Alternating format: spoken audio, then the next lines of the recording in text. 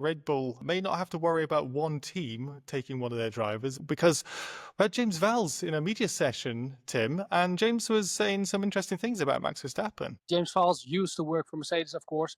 And the question was, would you, if you were still in your position at Mercedes, take someone on like Max Verstappen? James had quite a big statement on that he doesn't think Max would be the right fit for Mercedes. They have two very good drivers, with Kimi up and coming and George already being near the top, according to James. And James was like, you don't need to steer that up with someone like Max. Max could give that little bit of extra, maybe because he's a four-time world champion. And James understated that, but he also said there are some disadvantages with getting Max into the team, with him really wanting to win everything at all costs. Would you like to steer that up with a completely new driver from the outside who has the ambition of becoming world champion himself? Red Bull looked a bit closer in Saudi. I know that you've spoken with Helmut today, and has he got anything to say about where Red Bull's direction is going? Helmut was surprisingly optimistic. We've seen him this season a few times now already, almost after every Friday, and always a little bit,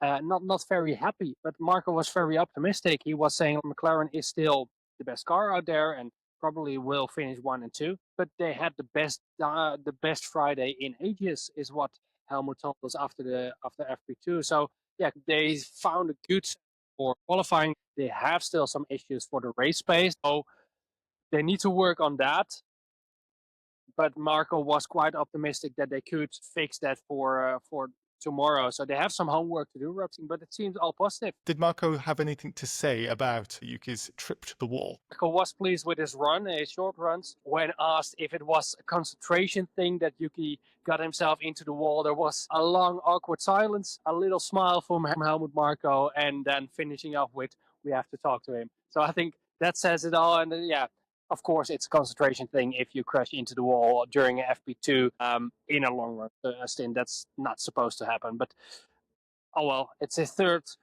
weekend for this team, and